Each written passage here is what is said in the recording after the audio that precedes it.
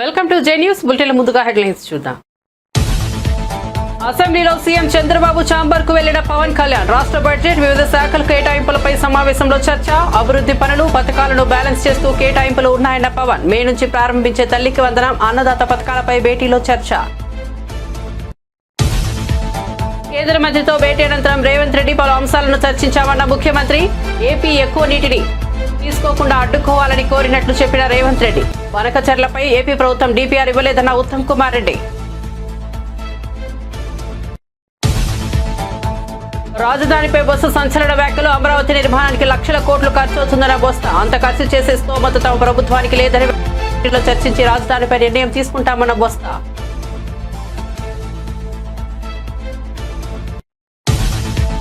ఐటీడీఏల ఏర్పాటుకు ప్రభుత్వం కృషి చేస్తోందన్న మంత్రి సంధ్యారాణి. ఐటీడీఏలపై సభలో ప్రశ్నలకు మంత్రి సంధ్యారాణి సమాధానం. జిల్లాల విభజన పేరుతో గత ప్రభుత్వం ఐటీడీఏలను దెబ్బతీసిందని వెల్లడి.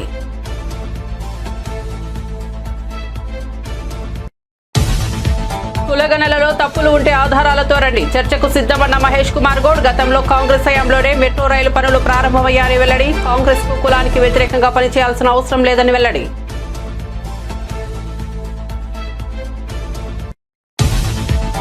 రాష్ట్రంలో ఖాళీగా ఉన్న 16,347 టీచర్ పోస్టుల భర్తీకి త్వరలోనే మెగా డిఎస్సీ. అసెంబ్లీలో మంత్రి లోకేష్ వెల్లడి. గత వైసీపీ ప్రభుత్వం 5 ఏళ్ల హయాంలో ఒక్క డిఎస్సీ కూడా విడుదల చేయలేదని విమర్శ.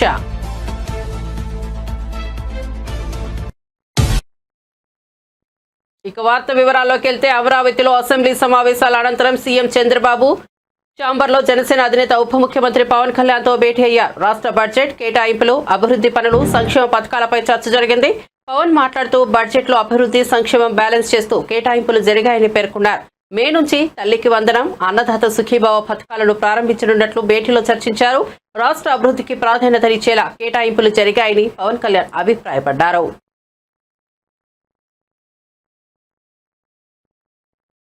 కృష్ణా జలాల్లో తెలంగాణ ఎలాంటి సమస్యలు ఎదుర్కొన్నదో అలాంటి సమస్య గోదావరి ప్రాజెక్టులపై ఎదుర్కోవడానికి తెలంగాణ సిద్ధంగా లేదని ముఖ్యమంత్రి రేవంత్ రెడ్డి అన్నారు.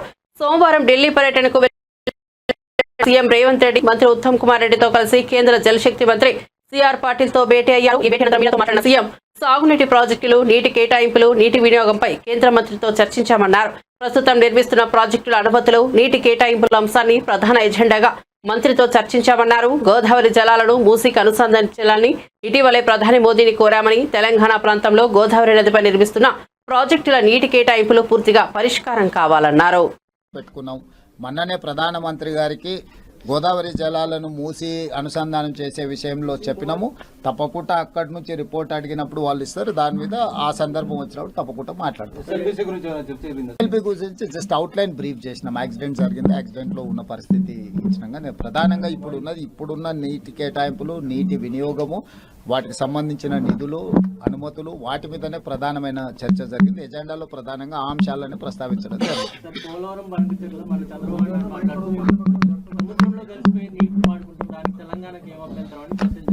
ఇప్పుడు మాకు నికర జలాల మీద కడుతున్న సమ్మక్క సారక్క కావచ్చు,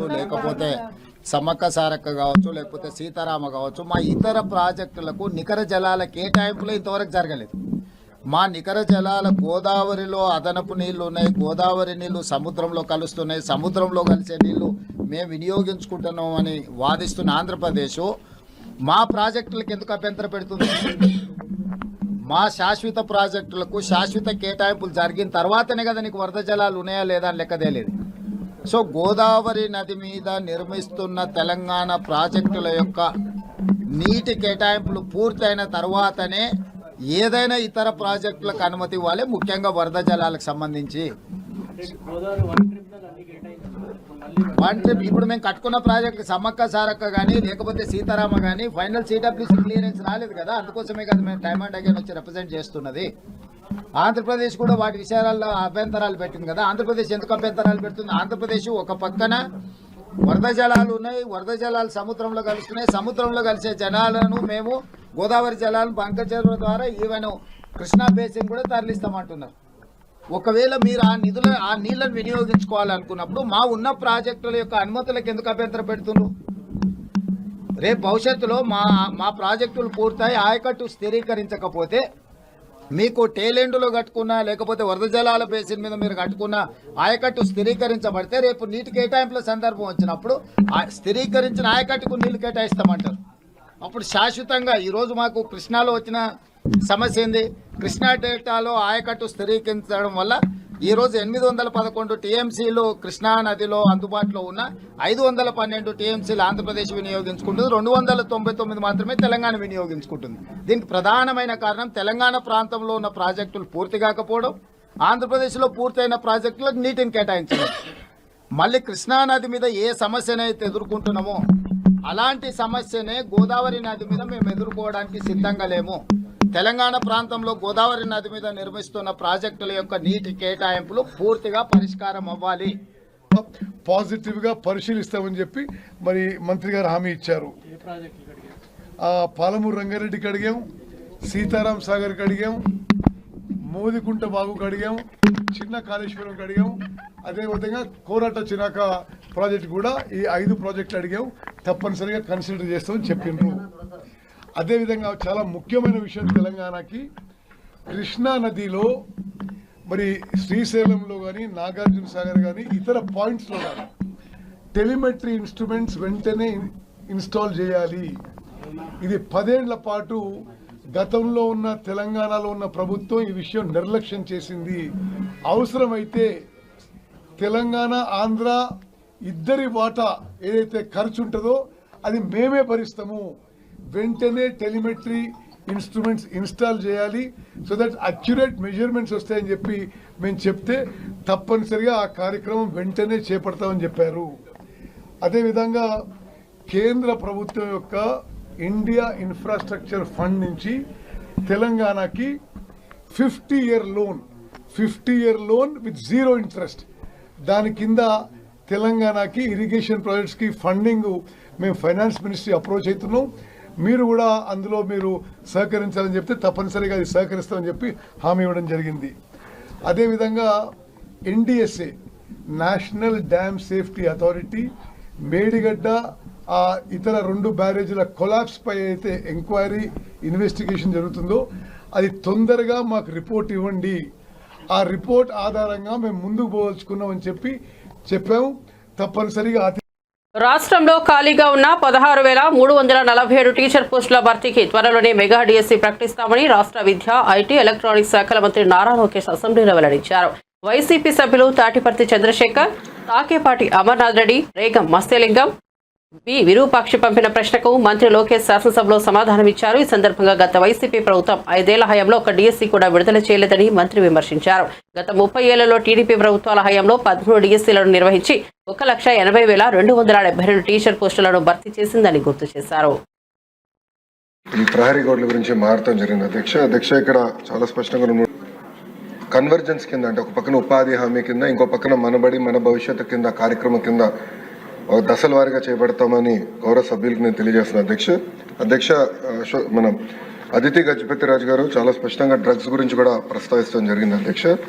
దాంట్లో ఇప్పుడు డ్రగ్స్ వద్దు బ్రో అన్న క్యాంపెయిన్ మన ప్రభుత్వం చేపడతాం జరిగింది అధ్యక్ష. ఈగల్ అని పోలీసులు అధికారులతో ఒక సంస్థ ఏర్పాటు చేసి ప్రతి పాఠశాలలో కంపల్సరీగా ఈగల్ క్లబ్స్ అనేది ఏర్పాటు చేస్తాంతో పాటు విద్యార్థుల చైతన్యం తీసుకొస్తాం. డ్రగ్స్కి ఎందుకు దూరం ఉండాలి, ఒక డ్రగ్స్ వల్ల వాళ్ళే కాదు ఒక తరం ఎట్లా నాశనం అవుతుంది అనేది చెప్పేదానికి కార్యక్రమాలు చేపడతాం అధ్యక్ష. ఇది అన్ని పాఠశాలలకి, కాలేజీలు కూడా మన ఇన్స్ట్రక్షన్స్ పాస్ చేసాం అధ్యక్ష. ఇప్పుడు 10వ తరగతి అదేవిధంగా మనకి ఇంటర్ బోర్డ్ ఎగ్జామ్స్ ఉన్నాయి కనుక ఇది పూర్తయిన తర్వాత మళ్ళీ అది యాక్టివేట్ చేస్తామని గౌరవ సభ్యులు నేను తెలియజేస్తున్నాను అధ్యక్ష. అంతేకాకుండా అధ్యక్ష, ప్రధానంగా మనం చూస్తే ఇన్ఫ్రాస్ట్రక్చర్ పైన కూడా గడిచిన పేరెంట్ టీచర్ టాయిలెట్స్ తాగుని జరిగింది అధ్యక్ష. అందుకే దానికి ఒక ఆల్టర్నేటివ్ ఏర్పాటు చేయాలని దానిపై తర్వాత అందరూ ఓకే అంటే అది ఆధారంగా తీసుకుని రేపు టీచర్ ట్రాన్స్ఫర్లు కానీ ఇన్ఫ్రాస్ట్రక్చర్ ఏంటంటే ప్రభుత్వం ఇది 117 జీవో వల్ల ఆ పాఠశాలలు మూతపడింది అధ్యక్ష. విద్యార్థులు లేకుండా మూతపడింది. దీని తర్వాత నిర్ణయం తీసుకుంటుంది అధ్యక్ష. రంపచోడవరం నియోజకవర్గం వచ్చి గల 80 పాఠశాలల్లో సభ్యులకి నేను తెలియజేస్తున్నాను. అంతేకాకుండా CCTV ఎడిక్వేట్ లైటింగ్ కూడా ఏర్పాటు చేసే బాధ్యత మేము తీసుకుంటాం అధ్యక్ష. అది గతంలో కూడా నాకు చాలామంది సభ్యులు వచ్చి నాకు చెప్తాం జరిగింది. ఇది రాబోయే 3 నెలల్లో పూర్తి చేస్తామని గౌరవ సభ్యులకి తెలియజేస్తూ, అధ్యక్ష, ఇన్ఫ్రాస్ట్రక్చర్ అనేది కేవలం ప్రభుత్వమే కాదు, మనందరం భాగస్వామ్యం అవ్వాలి. ఇప్పుడు స్టార్ రేటింగ్ ఒక పక్కన చేస్తున్నాం, ఇంకో పక్కన leap learning excellence of Andhra Pradesh అనేది ఒక సంస్కరణ, ఒక మిషన్ మోడ్లో దాని కింద సంస్కరణలు తీసుకొస్తున్నాం. సభ్యులందరూ భాగస్వామ్యం అవ్వాలి. మీ నియోజకవర్గంలో అనేక సిఎస్ఆర్ ఇచ్చే సంస్థలు ఉంటాయి. గౌరవ డిప్యూటీ స్పీకర్ గారు కూడా సిఎస్ఆర్ కింద అనేక నిధులు తీసుకొచ్చి నియోజకవర్గం ఎట్లయితే అభివృద్ధి చేసుకున్నారో మనందరం కూడా ఆ ఫండ్స్ని ట్యాప్ చేసుకుని లోకల్ డెవలప్మెంట్ ప్రయారిటీ బేస్గా లోకల్ డెవలప్మెంట్ చేసి స్టార్ రేటింగ్ 1 స్టార్లో ఉన్న పాఠశాలని 2-3 స్టార్స్కి ఎట్లా తీసుకెళ్లాలని దానిపైన అందరం కలిసికట్టుగా కృషి చేయాలని సభాముఖంగా కోరుకుంటూ, తప్పనిసరిగా ప్రహరీ గోడలు కానివ్వండి, బేసిక్ ఇన్ఫ్రాస్ట్రక్చర్ బాధ్యత మన ప్రభుత్వం తీసుకుంటుంది. స్వామ్యం అనాథరైజ్డ్ గానే పెడుతున్నారు. లింక్ లేదు. షాపులు రిమూవల్, ఒక పక్కన కాంపౌండ్ వాల్ కడతాం. ఏపీ శాసన మండలిలో అధికార విపక్ష సభ్యుల మధ్య వాగ్వాదం జరిగింది. విధ్వంసమని పదే పదే అంటున్నారని, అవి ఏంటో చెప్పాలని వైఎస్ఆర్సీపీ నేత బొత్స సత్యనారాయణ డిమాండ్ చేశారు. ఋషికొండ భవన నిర్మాణాల్లో అవకతవకలు జరిగితే విచారణ చేయించండి అని కోరారు. బొత్స వ్యాఖ్యలకు మంత్రి అచ్చెన్నాయుడు సమాధానమిచ్చారు. కక్ష సాధింపు చర్యలు తమ దరిదాపుల్లోనే లేవని మంత్రి ఉద్ఘాటించారు. ఈ సందర్భంగా సభలో కాసేపు వారిద్దరి మధ్య మాటల యుద్ధం చోటు చేసుకుంది. గారు సుదీర్ఘమైన ఉపన్యాసం ఇచ్చారు. వాస్తవాలను వచ్చి మరుగుపరుస్తూ నందిని బమ్మి చేయడానికి వచ్చి ఆయన ప్రయత్నం చేశారు. ఈ సెక్రటరియట్ గురించి మాట్లాడినప్పుడు 10,000 అంటే ఋషికొండ గురించి మాట్లాడారు. అది ప్రభుత్వ భవనం. ఇప్పుడు ఆయన చెప్పారు కదా 26 స్క్వేర్ ఫుట్కి 26,000 అని చెప్పారు కదా. ఇప్పుడే చెప్పారు కదా. ఎవరు వాడుతాం వాడుకోకపోవడం చేతగా, మీ చేతగా ప్రభుత్వం చేతగా అంటాను.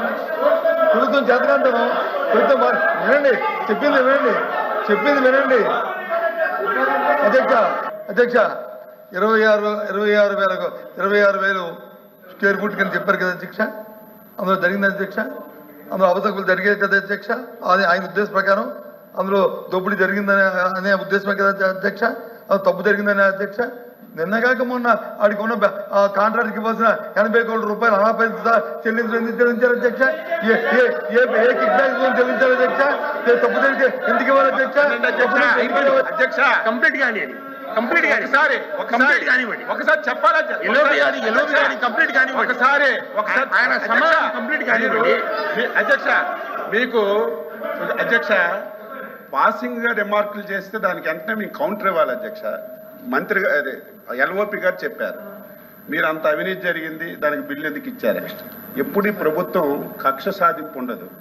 ఈ రోజు బిల్లు ఇచ్చింది, వినండి పూర్తి చెప్పిన వరకు ఇవ్వండి. ఈ రోజు ఎవరైతే మీరు చెప్పారో, ఎవరికైతే 100 కోట్లు బిల్లు ఇచ్చామని చెప్పారు, ఋషికొండ పని మీద ఇవ్వలేదు అధ్యక్ష. ఆయన ఇంకెక్కడో కాంట్రాక్ట్ చేస్తే ఆ పనులకు బిల్లు ఇచ్చారు తప్ప ఋషికొండ మీద ఇవ్వలేదు. తెలుసుకోకుండా మీరు ఆ బిల్లు ఇచ్చారని చెప్పి ఏదో పేపర్లు వచ్చిందని చెప్పి మీరు మాట్లాడితే అది తెలుసుకోవాలి. మేము బిల్లు ఇచ్చాం కానీ ఆ కాంట్రాక్టర్ మిగతా ప్రాంతాల్లో ఎక్కడో పనులు చేస్తే దానికి బిల్లు ఇచ్చాం. అదే మీరైతే 5 సంవత్సరాలు తెలుగుదేశం హయాంలో చేసిన ఒక్క పనికి బిల్లు ఇవ్వలేదు, ఒక కార్యక్రమం చేయలేదు. మేము అలా కాదు అధ్యక్ష. కక్ష సాధింపు చర్యలు అనేవి మాకు దరిదాపుల్లో ఉండవు, రావు. ఇది తెలుసుకోమని చెప్పి కోరుతున్నాను. వచ్చింది అధ్యక్ష. ఏదో పేపర్ వాళ్ళకి ముందు చెప్పండి. ఈ రకంగా ఇచ్చారని చెప్పి వచ్చింది అధ్యక్ష. ఒకటి ఇచ్చారని ఆంధ్రజ్యోతి పత్రికలో వచ్చింది అధ్యక్ష. ఇదేమి కొన్ని సాక్షి పేపర్లే రాలేదు అధ్యక్ష. కొన్ని ఏదో వేసుకున్నారు, తప్పు వార్తలు రాశారు. కొన్ని మీరే అంటారు కదా మంచి వార్తలు రాస్తారని, మరి ఆ పేపర్లోనే వచ్చింది అధ్యక్ష. ఆ తప్పు కాదంటే రేపు ఎంక్వైరీ చేయమని ఇప్పటికైనా సరే అందులో అవకతవకలు జరిగితే ఎంక్వైరీ పోస్ట్ చేయమని అధ్యక్ష. ఎంక్వైరీ చేయండి, ఎంక్వైరీకి ఆదేశించండి, ఎంక్వైరీకి ఆదేశించండి. ఎవరు చేయమని అధ్యక్ష. తప్పు జరిగితే చేయమని అధ్యక్ష. తప్పు జరిగితే ఎందుకు చేయట్లేదు? ఎందుకు ప్రభుత్వం చేయట్లేదు? ఎందుకు వెనకం చేస్తుంది? తప్పులు జరిగినప్పుడు ఎందుకు వెనకం చేస్తుంది అధ్యక్ష?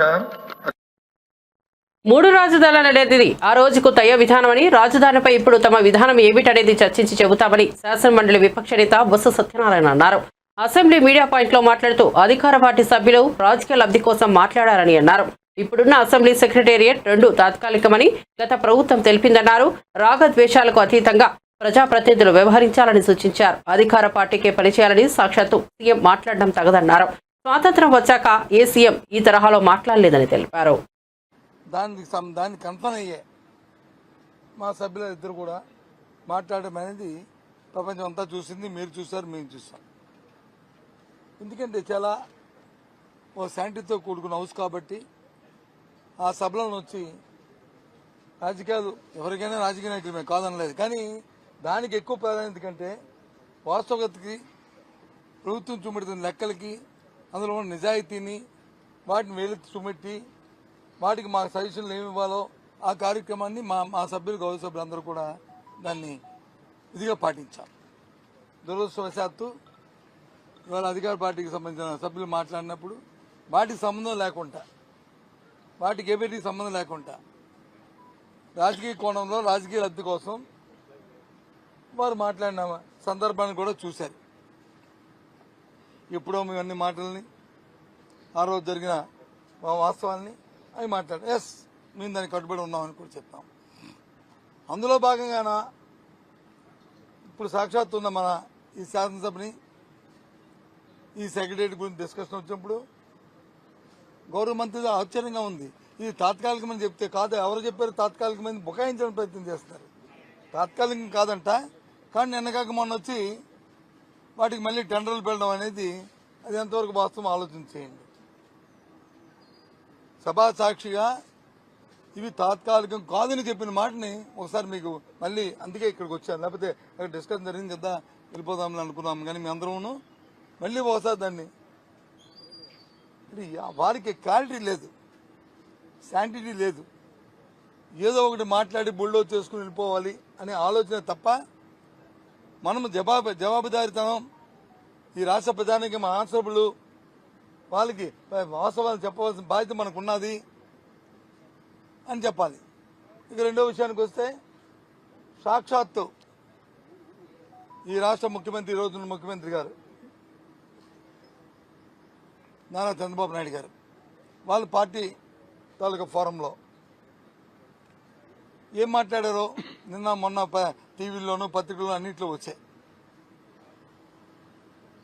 మరి సభలో మాట్లాడిన మంత్రులు వచ్చి నో అది కాదు, అది వాస్తవం అడిగాం.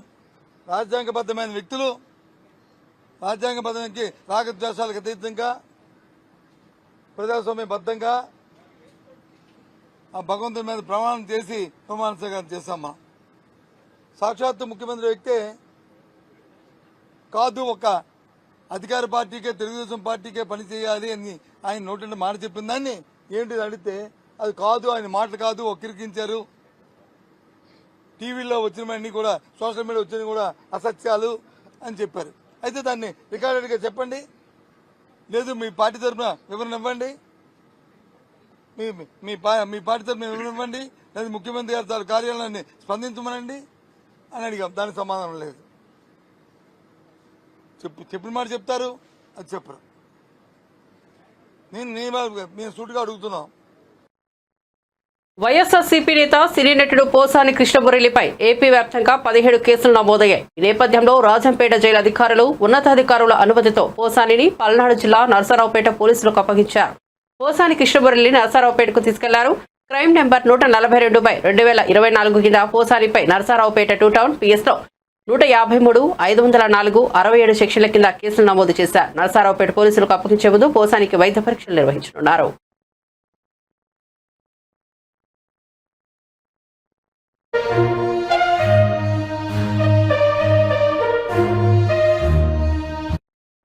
గంజాయి నిర్మూలన కోసమే ప్రత్యేక ఈగల వ్యవస్థను ఏర్పాటు చేసినట్లు హోంమంత్రి వంగలపూడి అనిత అన్నారు. అసెంబ్లీలో ప్రశ్నోత్తరాల సమయంలో మాట్లాడారు. జీవోఎంఎస్ నెంబర్ 145 ద్వారా ఐజీ స్థాయి ఐపీఎస్ ను విభాగపతిని చేసి ఈగల్కు బడ్జెట్లో ప్రత్యేక కేటాయింపులు చేశామన్నారు. రాష్ట్ర వ్యాప్తంగా ప్రతి జిల్లాలో 1 చొప్పున 26 నార్కోటిక్ సెల్స్ ఏర్పాటు చేసినట్లు పేర్కొన్నారు. 11,000 ఎకరాల గంజాయి సాగును 100 ఎకరాలకు నియంత్రించామని తెలిపారు. ఏపీలోని 7 మండలాల్లోని 375 గ్రామాల్లో 20 హాట్స్పాట్లను గుర్తించి సాగు లేకుండా చేశామన్నారు. గంజాయి సాగుకు అలవాటు పడిన కుటుంబాలను కౌన్సిలింగ్ చేసి ప్రత్యామ్నాయ పంటలు వేసుకునేలా ప్రోత్సహించినట్లు అనిత తెలిపారు. 359 కుటుంబాలు గంజాయికి బదులు ఇతర పంటలను పండిస్తున్నాయని తెలిపారు. పొరుగు రాష్ట్రాల నుంచి గంజాయి రవాణాను అరికడుతున్నామని తెలిపారు. 40,000 88 కేజీల గంజాయిని స్వాధీనం చేసుకున్నామని 564 గంజాయిని రవాణా చేసే వాహనాలను సీజ్ చేశామని వెల్లడించారు. గాంజాలో కూడా డ్రై గాంజా అని, లిక్విడ్ గాంజా అని, వీళ్ళు కొంత గాంజా పర్సెంటేజ్ ఇప్పుడు ఏదైతే నాకు మొన్న ఒక టీచర్ కూడా ఒక గ్లూకి సంబంధించిన ఒక ఫోటో పెట్టారు అధ్యక్ష. ఆ గ్లూకి సంబంధించింది ఎక్కువ పిల్లలు వాడుతున్నారు, అదేంటో ఒకసారి చెక్ చేయించండి అని కూడా నాకు కూడా పంపించడం జరిగింది అధ్యక్ష. ఈ గ్లూస్ కానీ పెయిన్ కిల్లర్స్ అంటే రూపం మార్చుకొని గాంజాయికి ప్రత్యామ్నాయంగా గాంజాయితో కలిసినవి ఇవన్నీ కూడా తీసుకురావడం జరిగింది అధ్యక్ష. దీనిని ఎట్టి పరిస్థితుల్లోని గ్రౌండ్ లెవెల్ నుంచి కూడా మనం క్లియర్ చేయాలి అని ఒకే ఒక ఉద్దేశంతో ఎస్పెషల్లీ గౌరవ విద్యాశాఖ మంత్రి నారా లోకేష్ గారి ఆధ్వర్యంలో ఈరోజు స్కూల్స్లో కూడా ఈగల్ టీమ్స్ని ఏర్పాటు చేసుకోవడం జరిగింది అధ్యక్ష. దానికి సపరేట్గా ఒక జీవో కూడా ఇవ్వడం జరిగింది అధ్యక్ష. మెమో నెంబర్ 271473/MS/2025 మొన్న 10th ఫిబ్రవరిన ఇది సర్క్యులర్ కూడా జారీ చేయడం జరిగింది అధ్యక్ష. దీన్ని బట్టి స్కూల్స్లోని కూడా ఈగల్ టీమ్ని ఏర్పాటు చేయడం, ఈగల్ టీమ్ ద్వారా చిన్నపిల్లలకి కూడా అవేర్నెస్ క్రియేట్ చేయడం, ఎవరైనా ఇటువంటి బారిన పడి వాళ్ళు ఇబ్బంది పడే పరిస్థితులు కానీ అవతల వాళ్ళు ఇబ్బందులు పెట్టే పరిస్థితి కానీ వస్తే ఆ ఇన్ఫర్మేషన్ కన్సల్ట్ టీచర్స్కి ఇవ్వడం, హెచ్ఎంకి ఇవ్వడం, వాళ్ళని డీఅడిక్షన్ సెంటర్లోకి కూడా వాళ్ళని పంపించి ఏర్పాటు చేయడం, ఇదంతా ఒక ప్రొసీజర్ ప్రకారం చేయడానికి ఈరోజు గవర్నమెంట్ కూడా సిద్ధపడింది అధ్యక్ష. గ్రామాల లెవెల్లోనే కాదు పాఠశాల లెవెల్లోని కూడా గాంజా నిర్మూలించాలి అనుకుంటే ఈగల్ టీమ్స్ అనేవి చాలా ఎక్కువగా ఉపయోగపడే పరిస్థితి ఉంది. దయచేసి ఇక్కడ ఉన్న సభ్యులందరూ కూడా వాళ్ళ పరిధిలో నియోజకవర్గ పరిధిలో ఉన్న స్కూల్స్ అన్నింటిలోని కూడా ఈ ఈగల్ టీమ్స్ని ఏర్పాటు చేయడం, అదేవిధంగా వాళ్ళకి కూడా అవేర్నెస్ ఇవ్వడంలో లోకల్ మన ఎమ్మెల్యేస్ కూడా ఇన్వాల్వ్ అవ్వాలని, మంత్రులు కూడా ఇన్వాల్వ్ అవ్వాలని ప్రత్యేకంగా నేను కోరుకుంటున్నాను అధ్యక్ష. అదేవిధంగా అధ్యక్ష మనకి పర్టికులర్గా అధ్యక్ష ఈగల్ టీమ్స్తో పాటు ఒక వర్క్షాప్స్ ఏర్పాటు చేయడం అధ్యక్ష. ఈ వర్క్షాప్స్ ఏర్పాటు చేయడం, డీఅడిక్షన్ సెంటర్స్ దగ్గర 44 డీఅడిక్షన్ సెంటర్స్ మన దగ్గర ఉన్నాయి అధ్యక్ష. అంటే ప్రైవేటు గవర్నమెంట్ కలుపుకొని వీటన్నిటికీ కూడా అధ్యక్ష వాళ్ళ దగ్గర వాళ్ళని సైకలాజికల్గా వాళ్ళకి ట్రీట్మెంట్ ఇవ్వడానికి కానీ, మెడికల్గా ట్రీట్మెంట్ ఇవ్వడానికి కానీ, వాళ్ళకి అవేర్నెస్ క్రియేట్ చేయడానికి కానీ, వాళ్ళకి మెడికల్ ట్రీట్మెంట్ ఉన్నన్ని రోజులు కూడా వాళ్ళకి ఫ్రీగా ఏర్పాటు చేసే పరిస్థితులు కానీ ఇవన్నీ కూడా మనం ఏర్పాటు చేసుకుంటున్నాం అధ్యక్ష. ప్రత్యేకంగా జైల్స్లో కూడా డీఅడిక్షన్ సెంటర్స్ పెట్టడానికి కేంద్ర మంత్రిత్వ శాఖ కూడా ఆదేశాలు కూడా ఇవ్వడం జరిగింది. ఎక్కడైతే జైల్స్ ఉన్నాయో జైల్స్ లోపలే అంటే మళ్ళీ వీళ్ళని బయటకు తీసుకొచ్చి డీఅడిక్షన్ సెంటర్లో జాయిన్ చేసి వాళ్ళకి సపరేట్గా వాళ్ళకి ప్రొటెక్షన్ ఇచ్చి ఇవన్నీ కాకుండా జైల్స్లోనే ఏర్పాటు చేసే విధంగా కూడా మనం ఏర్పాటు చేసుకోవడం జరిగింది అధ్యక్ష. ప్రత్యేకంగా ఈగల్ టీమ్ ప్రత్యేకంగా ఒక టోల్ ఫ్రీ నెంబర్ కూడా ఏర్పాటు చేయడం జరిగింది అధ్యక్ష. 1972 అనే ఒక టోల్ ఫ్రీ నెంబర్ను కూడా ఏర్పాటు చేసుకొని దీని ద్వారా ఎక్కడైనా గాంజా సాగు జరుగుతుంటే కనుక వాళ్ళు ఇమీడియట్గా ఇన్ఫర్మేషన్ ఇచ్చే పరిస్థితి కూడా మనం తీసుకున్నాం అధ్యక్ష. ఇప్పటికే చాలా మంది కూడా మనకు వస్తున్నాయి అధ్యక్ష. ప్రత్యేకంగా ఈ కల్టివేషన్ మనం ఎలా ఆపగలిగామంటే ఈ సంవత్సరం మనకి రికార్డు స్థాయిలో 46 లక్షల మొక్కల్ని ఆల్టర్నేటివ్ క్రాప్ని ఇవ్వడం జరిగింది అధ్యక్ష.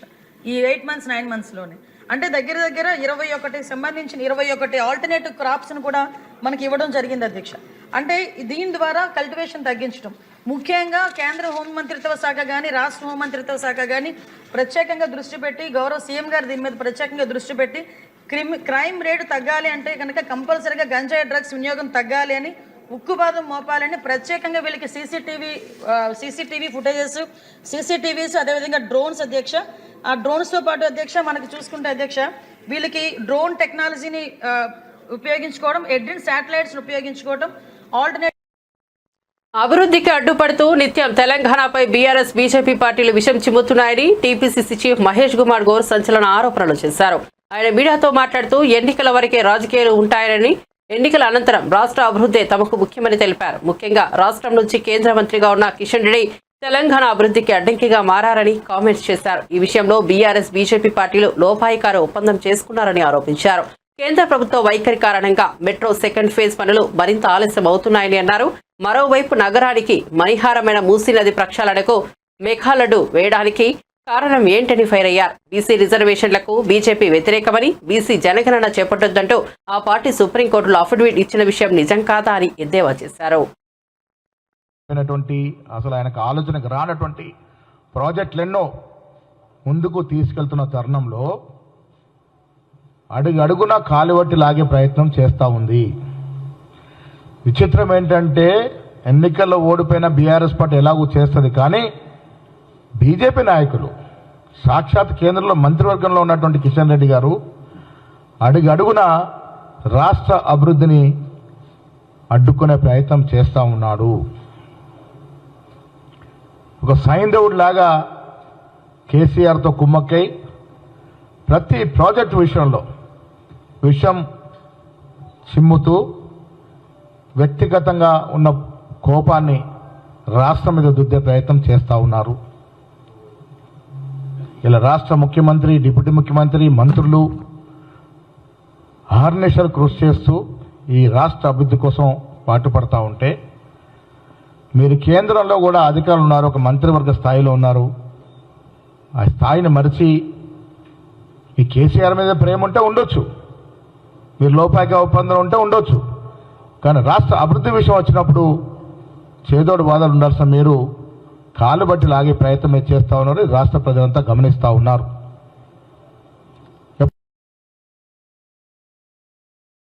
నిజంగా కేంద్రం సహకరిస్తే తెలంగాణ రాష్ట్రం ఈ సౌత్ ఇండియాలో గొప్ప రాష్ట్రంగా తీర్చుకునే అవకాశం ఉంది. మెట్రో రైలు నడుస్తలేదు, నత్తనాడికి నడుస్తూ ఉంది. మనం దాని ముందుకెళ్లే యోచనలో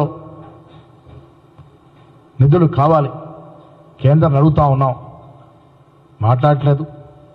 మూసీ ప్రక్షాళన మీరు నార్త్ ఇండియాలో నర్మదా కానీ ఇతరత్ర నదుల ప్రక్షాళన చేశారు, మూసీకి ఎందుకు మీరు కనికరించట్లేదు? ఇంత దుర్భరంగా ఉన్నట్టు మూసీ ప్రక్షాళన అవసరం లేదంటారా? ట్రిపుల్ రోడ్ ఈ రాష్ట్రానికి హైదరాబాద్ చుట్టూ ట్రిపుల్ రోడ్ వస్తే క్యాపిటల్ సిటీ ఎంత డెవలప్ అవుతుందో మీకు గుర్తుకు రావట్లేదా? స్కిల్ యూనివర్సిటీ వస్తే నైపుణ్యతను బయటకు తీసుకొచ్చే అవకాశాలు, అపారమైన అవకాశాలు ఉంటాయి. అది ఎందుకు మీకు దృష్టికి రావట్లేదు? ఇచ్చిన ఒక్కొక్క ఎయిర్పోర్ట్, ఎన్నో ఏళ్ళ నుంచి పెండింగ్ ఉన్నటువంటి ఎయిర్పోర్ట్ మామనూరులో, వరంగల్లో ఇస్తే దానికోసం దాదాపుగా 4-5 సార్లు ప్రధానమంత్రి విజ్ఞప్తి చేస్తే ఆ ఎయిర్పోర్ట్ వస్తే కూడా అక్కడ కూడా రాజకీయం. కేసీఆర్ని రాష్ట్ర ప్రజలు మర్చిపోతున్నారని తెలిసి వారి కులానికి చెందినట్టు రామ్మోహన్ నాయుడుని తీసుకొచ్చి హైదరాబాద్లో ప్రెస్ పెట్టించి కేసీఆర్ని పొగడే ప్రయత్నం చేస్తూ ఉంటే కిషన్ రెడ్డి గారు ఏ స్థాయికి మీరు దిగజారుతుందో ఒకసారి అర్థం చేసుకోవాలి. కేసీఆర్ సామాజిక వర్గం చెందినట్టు నాయకులు తీసుకొచ్చి మేమే ఇచ్చామని గొప్పలు చెప్తారు. ఎయిర్పోర్ట్లు ఎవరు ఇస్తారండి? ఎయిర్పోర్ట్లు ఎవరు ఆధీనంలో ఉంటాయి? కేంద్ర ప్రభుత్వ ఆధీనంలో కదా. ఎన్నిసార్లు మొరబెట్టుకుంటూ వచ్చింది. ఎప్పటి తెలంగాణలో కాంగ్రెస్ పార్టీ మహిళలకు ఇచ్చిన హామీల సాధనకై పోస్ట్ కార్డు ఉద్యమాన్ని మొదలుపెట్టినట్లు బీఆర్ఎస్ ఎమ్మెల్సీ కల్వకుంట్ల కవిత చెప్పారు. తెలంగాణ జాగృతి ఆధ్వర్యంలో మహిళా కార్యకర్తల నుంచి సేకరించిన 10,000 పోస్టుల కార్డులను ముఖ్యమంత్రి రేవంత్ రెడ్డికి పంపిస్తున్నామని, మార్చి 8 లోపు మహిళలకు నెలకు 2,500 హామీపై ప్రకటన చేయకపోతే లక్షలాది పోస్టు కార్డులను రాసి ఢిల్లీలో ఉన్న సోనియా గాంధీకి పంపిస్తామని హెచ్చరించారు. సోమవారం హైదరాబాద్ లో మీడియాతో మాట్లాడిన కవిత మహిళలకు విషయంలో సీఎం రేవంత్ రెడ్డి మానవీయంగా ఆలోచించడం లేదన్నారు. ఆడబిడ్డల పట్ల కాంగ్రెస్ ప్రభుత్వానికి నిర్లక్ష్యం తగదని విమర్శించారు. చెప్పి మేము డిమాండ్ చేస్తా ఉన్నాం. వచ్చే 8వ తారీఖు, మార్చి 8వ తారీఖు నాడు ప్రతి మహిళకు కూడా 18 ఏళ్లు దాటినటువంటి మహిళకు ప్రతి ఒక్కరికి కూడా 2,500 ఇస్తామని మీరు ఏదైతే వాగ్దానం చేశారో అది ఇవ్వాలని చెప్పి మేము రాష్ట్ర ప్రభుత్వాన్ని డిమాండ్ చేస్తూ ఉన్నాం. ఇక రాష్ట్ర ప్రభుత్వం ఒక మాట చెప్తున్నది. ఏంటిది? మేము 20,000 కోట్లు వడ్డీ లేని రుణాన్ని ప్రతి సంవత్సరం ఇస్తున్నాం, అట్లా 5 సంవత్సరాలకు 1,00,000 కోట్ల రుణాలను మహిళలకు ఇస్తామని చెప్తున్నారు. ఇది కూడా చాలా అందంగా ప్రభుత్వం అబద్ధం చెప్తా ఉన్నది. ఎందుకంటే కేసీఆర్ గారు ఉన్నప్పుడే ముందు కాంగ్రెస్ ప్రభుత్వం, అంటే తెలంగాణ ఏర్పడక ముందు కాంగ్రెస్ ప్రభుత్వం 5 లక్షల వరకు మహిళలకు రుణాలు ఇచ్చేది. కానీ వాళ్ళు వడ్డీ లేని రుణాలు ఇస్తామని చెప్పి 1 సంవత్సరంన్నర పాటు ఇవ్వకుండా కిరణ్ కుమార్ రెడ్డి గారి పీరియడ్లో, రోషయ్య గారి పీరియడ్లో ఇవ్వకుండా ఎగ్గొడితే తెలంగాణ రాష్ట్రం వచ్చినాక మొదలు సంవత్సరంన్నర వడ్డీ లేని రుణాల బకాయిలు ఏవైతే ఉంటాయో అది మా ప్రభుత్వం ఇచ్చి 5 లక్షల నుంచి 20 లక్షల వరకు కూడా రుణాలు ఇవ్వడం మేము ప్రారంభించినాం. కానీ కేసీఆర్ గారు మొన్నటి మేనిఫెస్టోలో కూడా చాలా క్లియర్గా చెప్పారు, 5 లక్షల వరకు మేము వడ్డీ లేని రుణాలు ఇస్తాం, మిగతా రుణం వడ్డీతో కూడుకొని ఉంటుందని చాలా క్లారిటీగా మేము చెప్పినాం. ఎందుకంటే ఎప్పుడు కూడా మేము అబద్ధం చెప్పి పరిపాలన చేయలేదు. కానీ కాంగ్రెస్ ప్రభుత్వం, కాంగ్రెస్ పార్టీ మేనిఫెస్టోలో ఏం చెప్పిండ్రు? మీరు 20 లక్షల రూపాయల వరకు కూడా వడ్డీ లేని రుణం ఇస్తామని చెప్పిండ్రు. కానీ ఇప్పటి వరకు కూడా మీరు 15 నెలలైంది వచ్చి 20 లక్షల రూపాయలకు వడ్డీ లేని రుణాలు మీరు ఎక్కడ కూడా వడ్డీ రాయితీ ఇవ్వలేదు. ఇంకోటి ఏం చేసిండ్రు? 5 లక్షల వరకే వడ్డీ రాయితీ ఇస్తామన్నారు. కానీ ఆ 5 లక్షల వరకు ఇచ్చినటువంటి వడ్డీ రాయితీ కూడా సంవత్సరంన్నర కాలం నుంచి కూడా పెండింగ్ ఉన్నటువంటి పరిస్థితి ఉన్నది. కాబట్టి మార్చి 8వ తారీఖు నాడన్నా మీరు మొత్తం వడ్డీ రాయితీ ఏదైతే బకాయి ఉందో దాన్ని మా ఆడబిడ్డలకు చెల్లించవలసిందిగా తెలంగాణ జాగృతి తరఫున మేము డిమాండ్ చేస్తూ ఉన్నాం. అట్లనే మీరు ఏదైతే 5 లక్షలు కేసీఆర్ మీకు వడ్డీ లేని రుణం ఇస్తున్నాడు, 20 లక్షలకు కూడా మేము వడ్డీ లేని రుణం ఇస్తామని ఏదైతే చెప్పినో మీరు ఆ క్యాప్ని పెంచండి, 20 లక్షలు కూడా వడ్డీ లేని రుణాలు ఇవ్వాలని చెప్పి మేము డిమాండ్ చేస్తూ ఉన్నాం. అది మీరు అడిగిందే, మేము చెప్పింది కాదు. కాబట్టి బులెటిన్ ముగించే ముందు హెడ్లైన్స్ మరోసారి చూద్దాం. అసెంబ్లీలో సీఎం చంద్రబాబు ఛాంబర్ కు వెళ్లిన పవన్ కళ్యాణ్. రాష్ట్ర బడ్జెట్ వివిధ శాఖల కేటాయింపులపై సమావేశంలో చర్చ. అభివృద్ధి పనులు పథకాలను బ్యాలెన్స్ చేస్తూ కేటాయింపులు ఉన్నాయన్న పవన్. మే నుంచి ప్రారంభించే తల్లికి వందనం, అన్నదాత పథకాలపై భేటీలో చర్చ. కేంద్ర మంత్రితో భేటీ అనంతరం రేవంత్ రెడ్డి పలు అంశాలను చర్చించామన్న ముఖ్యమంత్రి. ఏపీ ఎక్కువ నీటిని తీసుకోకుండా అడ్డుకోవాలని కోరినట్లు చెప్పిన రేవంత్ రెడ్డి. వనకచర్లపై ఏపీ ప్రభుత్వం డీపీఆర్ ఇవ్వలేదన్న ఉత్తమ్ కుమార్ రెడ్డి. రాజధానిపై బొత్స సంచలన వ్యాఖ్యలు. అమరావతి నిర్మాణానికి లక్షల కోట్లు ఖర్చు అవుతుందన్న బొత్స. అంత ఖర్చు చేసే స్తోమత తమ ప్రభుత్వానికి లేదని చర్చించి రాజధానిపై నిర్ణయం తీసుకుంటామన్న బొత్స.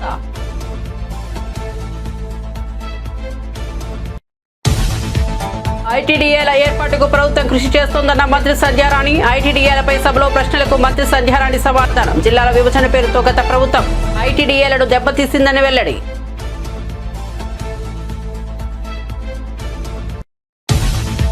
కులగణలలో తప్పులు ఉంటే ఆధారాలతో రండి. చర్చకు సిద్ధమన్న మహేష్ కుమార్ గౌడ్. గతంలో కాంగ్రెస్ హయాంలోనే మెట్రో రైలు పనులు ప్రారంభమయ్యాయని వెల్లడి. కాంగ్రెస్ కు కులానికి వ్యతిరేకంగా పనిచేయాల్సిన అవసరం లేదని వెల్లడి.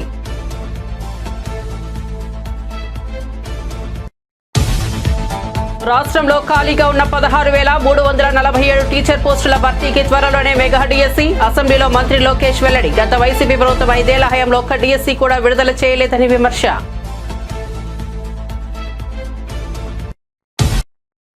మరిన్ని అప్డేట్స్ కోసం చూస్తూనే ఉండండి జే న్యూస్.